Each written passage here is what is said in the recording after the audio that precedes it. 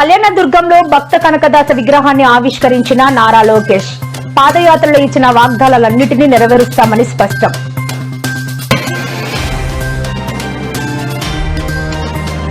AP మాజీ CM Jagan పై TDP Anuradha fire. 11 సీట్లు ఇచ్చినా మీకు ఇంకా బుద్ధి రాలేదా అంటూ ఘాటు వ్యాఖ్యలు.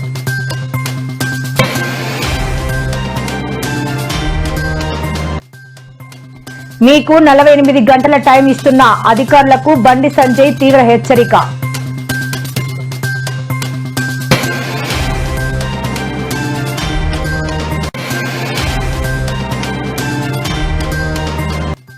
రెడ్ బుక్ కు నేనే కాదు నా కుక్కు కూడా భయపడదు అంటూ సంచలన వ్యాఖ్యలు చేసిన మాజీ మంత్రి అంబటి రాంబాబు.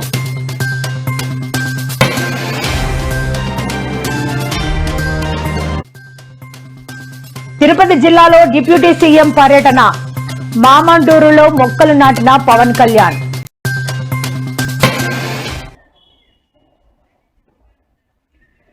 జూబ్లీ హిల్స్ ఉప ఎన్నిక పద్యంలో ఇవాళ క్రైస్తవ ప్రతినిధులు బట్టి విక్రమార్కతో భేటీ అయ్యారు. ఈ సందర్భంగా మాట్లాడిన డిప్యూటీ సీఎం పేదరికంలో ఉన్న ప్రతి వ్యక్తి ఉన్నత స్థాయికి ఎదగడం కోసం, వారిని ముందుకు నడిపించడం కోసం కాంగ్రెస్ పార్టీ ఎల్లప్పుడూ కృషి చేస్తోందని చెప్పారు.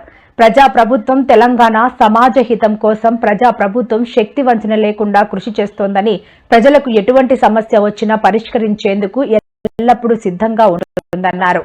అభివృద్ధి కోసం కృషి చేస్తున్న ఈ ప్రజా ప్రభుత్వాన్ని అరచేతుల్లో పెట్టుకుని కాపాడుకోవాల్సిన బాధ్యత, కర్తవ్యం మీ అందరిపైన ఉందన్నారు.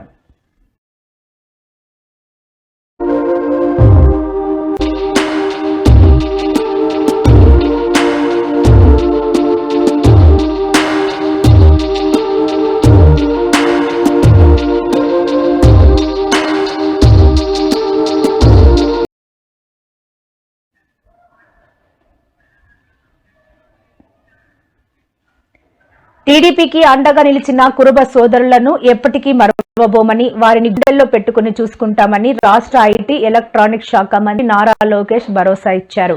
భక్త కనకదాస 538వ జయంతిని పురస్కరించుకుని కళ్యాణదుర్గంలో ఏర్పాటు చేసిన కార్యక్రమంలో ఆయన పాల్గొన్నారు. ఈ సందర్భంగా భక్త కనకదాస విగ్రహాన్ని ఆవిష్కరించిన అనంతరం లోకేష్ ప్రసంగించారు.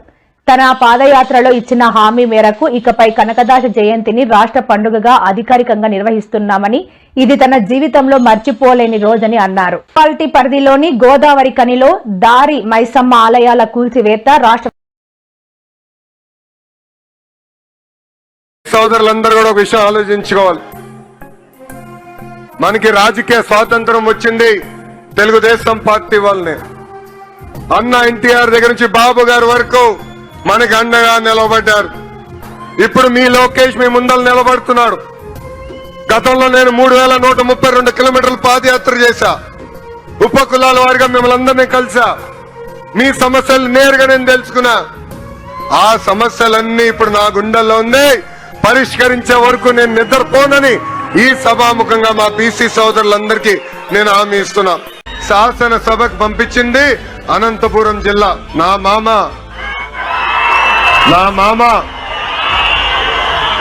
నందమూరి హరికృష్ణ గారిని ఒక్కసారి గెలిపించి శాసనసభకి పంపించిన పుణ్యభూమి అనంతపురం జిల్లా. ఇంకొక మామ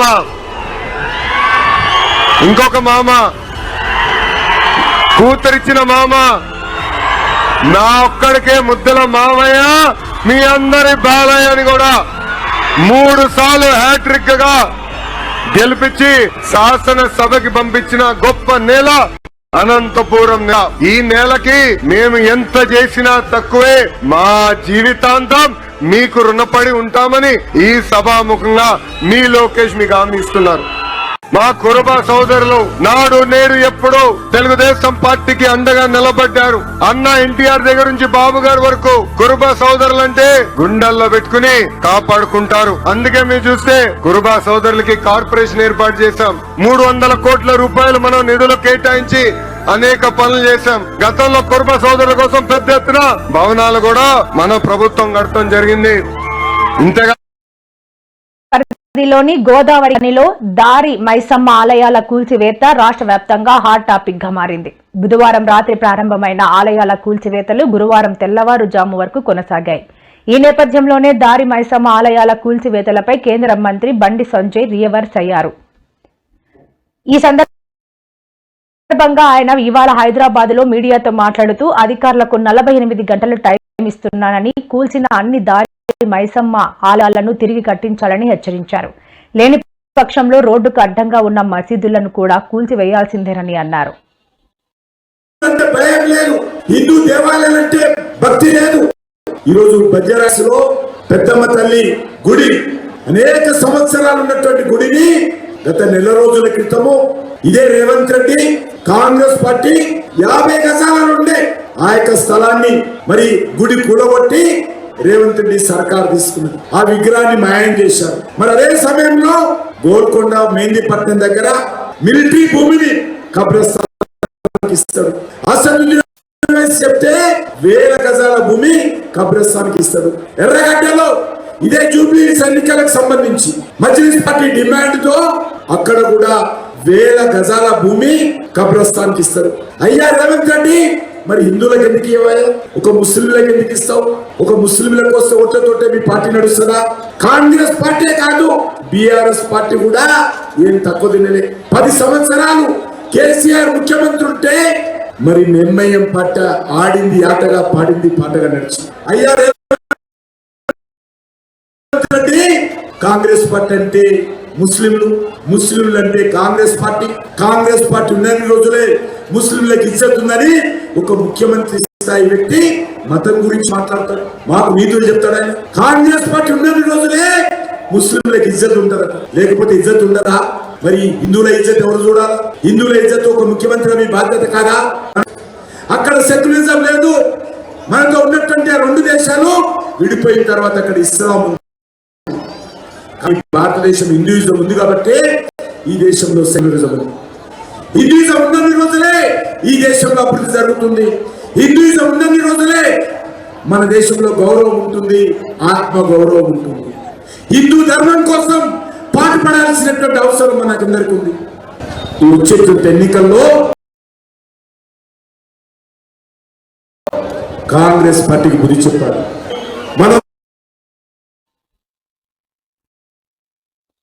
వైసీపీ అధినేత జగన్ ఆయన సోషల్ మీడియా వర్గాలపై శాసన మండలి చీఫ్ విప్ పంచుమర్తి అనురాధ తీవ్రస్థాయిలో విరుచుకుపడ్డారు. జగన్ పెంచి పోషిస్తున్న పేటీఎం బ్యాచ్ తగిన మూల్యం చెల్లించుకోకపోతే తప్పదని ఆమె గట్టిగా హెచ్చరించారు. సొంత తల్లిని చెల్లిని కూడా వదలకుండా వ్యక్తిత్వ హననానికి పాల్పడిన దుర్మార్గుడు జగన్ అని అనురాధ విమర్శించారు. తలాతోకలేని వ్యాఖ్యలతో మహిళలను కించపరిచేవారు అసలు మనుషులేనా అని ఆమె నిలదీశారు. పనికి మాలిన పేటీఎం బ్యాచ్ తో ఇంకెంతకాలం విష ప్రచారం సాగిస్తారు? ప్రజలు 11 సీట్లు ఇచ్చినా మీకు ఇంకా బుద్ధి రాలేదా అని ప్రశ్నించారు.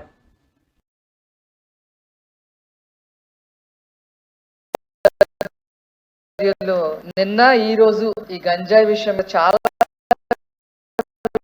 విషయాలు చెప్పడం జరిగింది అధ్యక్ష. గంజాయి తాగిన తర్వాత వాళ్ళు తీసుకున్న తర్వాత వాళ్ళని పట్టుకొని వాళ్ళని మేము జైల్లో వేసాము, పోలీస్ స్టేషన్ లో పెట్టాము, దీని మీద సమీక్ష చేస్తున్నాము అని చెప్తున్నారు. అసలు అలా కాకుండా దీని మూలాలు ఎక్కడి నుంచి వస్తున్నాయి? ఎందుకంటే అధ్యక్ష, గత వైసీపీ ప్రభుత్వంలో హయాంలో కర్ణాటకలో గంజాయి దొరికినా ఇది ఆంధ్రప్రదేశ్ నుంచి వచ్చిందని చెప్పేవాళ్ళు. ఎవరు? సాక్షాత్తు డిఐజీ లెవెల్లో ఉన్న పోలీస్ వాళ్ళే చెప్పేవాళ్ళు. ఢిల్లీలో గంజాయి దొరికినా ఇది ఆంధ్రప్రదేశ్ నుంచే వచ్చిందని చెప్పేవాళ్ళు. మహారాష్ట్రలో దొరికినా ఇది ఆంధ్ర నుంచే వచ్చింది అని చెప్పేవాడు. అంటే ఈ విషయం మామూలుగా ఒక క్వశ్చన్ ఒక ఆన్సర్ అనేది పరిమితం కాకుండా దీని సీరియస్నెస్ ఏ లెవెల్ వరకు మనం తీసుకెళ్లగలుగుతాము అని.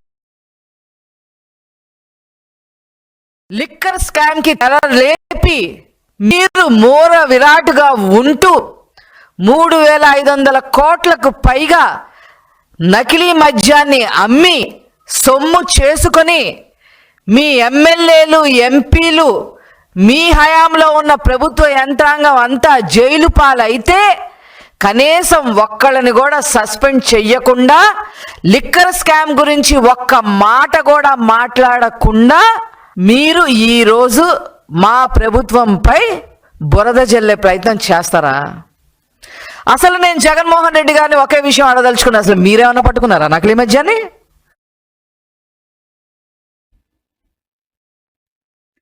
లోకేష్ రెడ్ బుక్కు తాను కాదు తన కుక్క కూడా భయపడదని వైసీపీ ముఖ్య నేత మాజీ మంత్రి అంబటి రాంబాబు అన్నారు. ఇవాళ తిరుపతిలో ఆయన మీడియాతో మాట్లాడుతూ మంత్రి నారా లోకేష్ కు కక్ష సాధింపు చర్యలు తప్ప రాష్ట్ర అభివృద్ధి తెలియదని అన్నారు.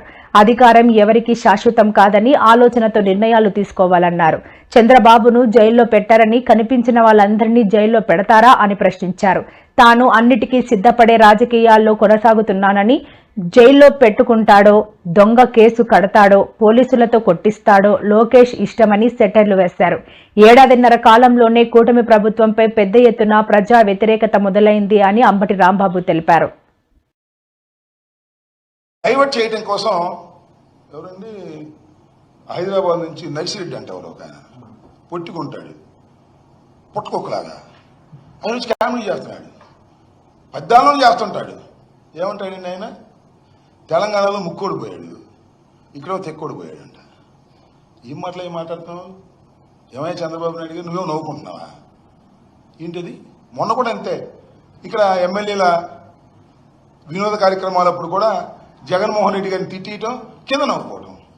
ఇవాళ కూడా ఆ బుడంకాయ లాంటి నర్సిరెడ్డిని పిలిపించుకోవడం, ముక్కోడు తెక్కోడు ఆనందపడటం.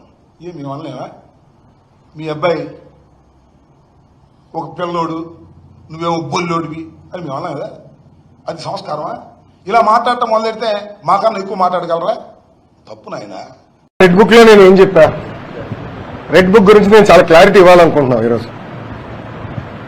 నా ప్రతి స్పీచ్ చూడండి, ఎవరైతే చట్టాలు ఉల్లంఘించి కార్యకర్తల్ని ప్రజల్ని ఇబ్బంది పెట్టారో వాళ్ళని నేను వదిలిపెట్టాను అని స్పష్టంగా హామీ ఇచ్చాను. మళ్ళీ రిపీట్ చేస్తున్నా, చట్టాలు ఉల్లంఘించిన ఓకే. జోగి రమేష్ గారు అబ్బాయి ఏం చేశారో ప్రజలు తెలుసుకోవాలి. అగ్రిగోల్డ్ భూమి అడ్డగోలుగా అది అమల్లో ఉంది. చాలా మంది మీద అన్యాయంగా అక్రమంగా కేసులు పెడుతున్నారు, అన్యాయంగా అక్రమంగా జైల్లో నిర్బంధిస్తున్నారు. We don't care all these things.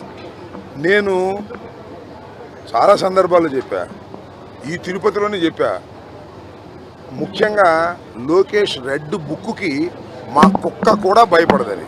మేము భయపడటానికి సిద్ధంగా లేవు. జైలుల్లో పెట్టుకుంటాడో, లేక దొంగ కేసులు పెట్టుకుంటాడో, లేకపోతే పోలీసుల చేత కొట్టిస్తాడో, దేనికైనా సిద్ధపడే రాజకీయాల్లో ఉన్నావు లోకేష్ అని గుర్తుపెట్టుకోమని మనం చేస్తున్నా. ఇవాళ నీకేదో పవర్ ఉందని పండగ చేసుకుంటేనో, నీకేదో పవర్ ఉందని మా మీద దౌర్జన్యం చేస్తేనో రాబోయే కాలం ఎలా ఉంటుందో కూడా ఒక్కసారి ఆలోచించుకుంటే మంచిది. నాకు ఆలోచన జ్ఞానమే లేదు. నా రెడ్ బుక్ ఉంది, నా దగ్గర పోలీసులు ఉన్నారు, ఎంతకైనా తెగిస్తాను, ఎన్ని అక్రమ కేసులైనా పెడతాను, ఎంతమందినైనా జైల్లో పెడతాను అని నువ్వు భావిస్తే దీనికి ప్రతిఫలం లోకేష్ అనుభవించక తప్పదు.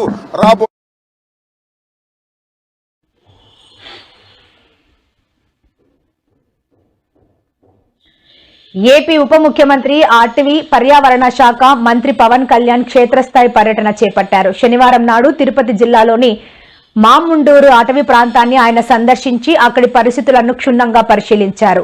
అటవీ మంత్రిగా బాధ్యతలు స్వీకరించిన అనంతరం ఆయన నేరుగా అడవిలోకి వెళ్లి పర్యటించడం ప్రాధాన్యత సంతరించుకుంది. పర్యటనలో భాగంగా పవన్ కళ్యాణ్ అటవీ మార్గంలో 4 కిలోమీటర్లకు పైగా ప్రయాణించారు. అనంతరం వాహనం దిగి దాదాపు 2 కిలోమీటర్ల మేర కాలినడకన అడవిలో లోపలికి వెళ్లారు. దారి పొడవునా ప్రతి చెట్టును, మొక్కను ఆసక్తిగా గమనిస్తూ అటవీ శాఖ అధికారుల నుంచి వివరాలు తెలుసుకున్నారు.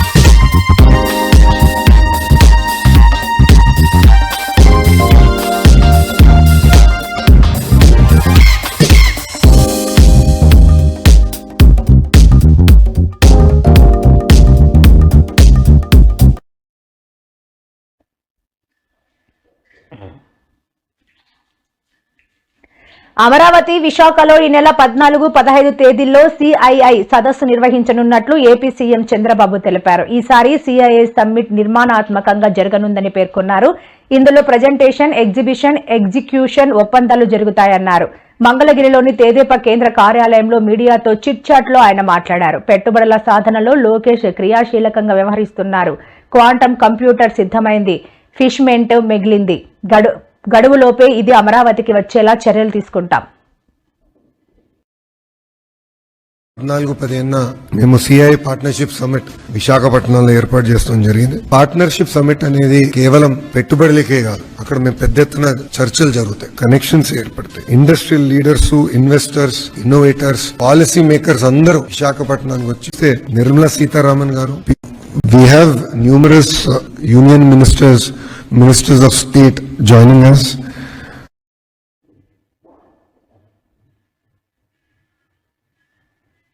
తెలంగాణ రాష్ట్ర అభివృద్ధిని బ్యాడ్ బ్రదర్స్ అడ్డుకుంటున్నారని సీఎం రేవంత్ రెడ్డి చేసిన వ్యాఖ్యలపై కేంద్ర మంత్రి కిషన్ రెడ్డి స్ట్రాంగ్ కౌంటర్ ఇచ్చారు. ఎన్నికల్లో ఇచ్చిన హామీల గురించి సీఎం రేవంత్ రెడ్డి ఒక్క మాట మాట్లాడడం లేదని అన్నారు.